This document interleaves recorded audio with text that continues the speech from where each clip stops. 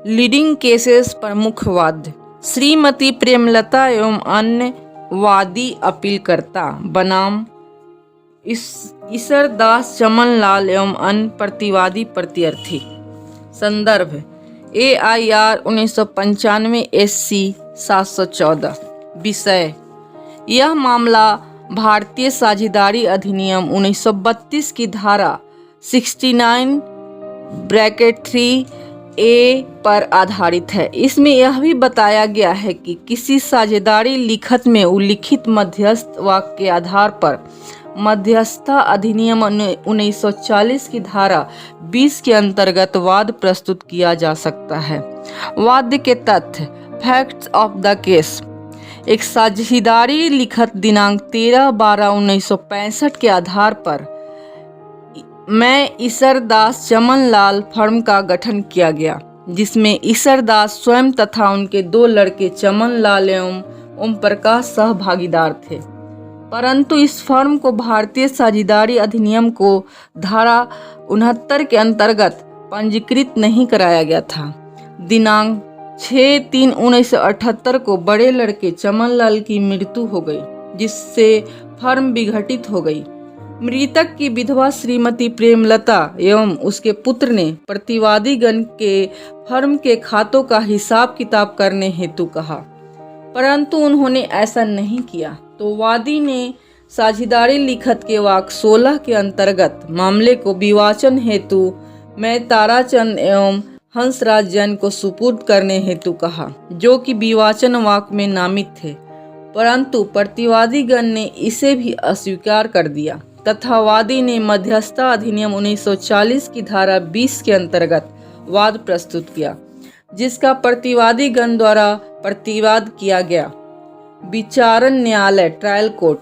विचारण न्यायालय के समकक्ष प्रतिवादी गण द्वारा यह आपत्ति प्रस्तुत की गई कि चूंकि यह फर्म साझेदारी अधिनियम की धारा 69 के अंतर्गत पंजीकृत नहीं है, इसलिए मध्यस्थता अधिनियम 1940 की धारा 20 के अंतर्गत प्रार्थना पत्र प्रस्तुत नहीं किया जा सकता है।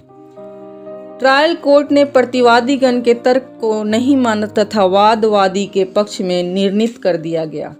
High court. प्रतिवादी गण ने विचारण न्यायालय द्वारा पारित आदेश के विरुद्ध पंजाब एवं हरियाणा उच्च न्यायालय में अपील एवं रिवीजन प्रस्तुत कर दिया। उच्च न्यायालय द्वारा अवधारित किया गया कि साझेदारी अधिनियम की धारा 69 की उपधारा 1 एवं मुख्य उपधारा 3 के परिप्रेक्ष्य में मध्यस्थता अधिनियम 1940 की धारा 20 के अंतर्गत वाद प्रस्तुत नहीं किया जा सकता है, इसलिए वाद पोषणीय नहीं है।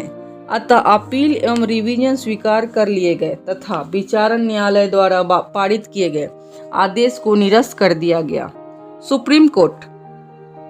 उच्च न्यायालय द्वारा पारित किए गए निर्णय के विरुद्ध वादी अपीलकर्ता की तरफ से विशेष अनुमति लेकर उच्चतम न्यायालय में अपील प्रस्तुत की गई। सुप्रीम कोर्ट के समक्ष विचारणीय प्रश्न यह था कि क्या साझेदारी अधिनियम की धारा 69(3)A के अंतर्गत पक्षकारों को दिए गए अधिकारों के समाधान के लिए धारा 20 के अंतर्गत संस्थित किया गया वाद पोषणीय है।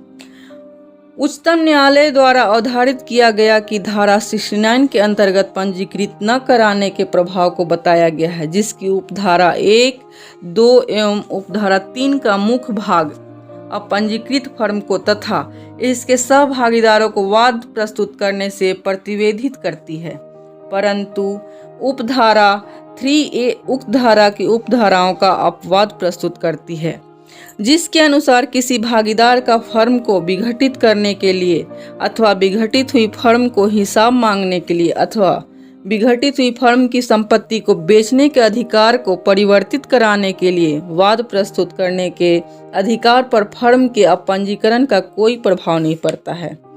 उच्चतम न्यायालय द्वारा अवधारित किया गया कि साझेदारी अधिनियम की धारा 69(3)A के अंतर्गत दिए गए अपवाद के परिप्रेक्ष्य में मध्यस्थता अधिनियम 1940 की धारा 20 के अंतर्गत वाद प्रस्तुत करने में कोई रोक नहीं है तथा वाद पोषणीय है। उच्च न्यायालय द्वारा इसे अन्यथा अवधारण करने में विधिक मूल की गई है।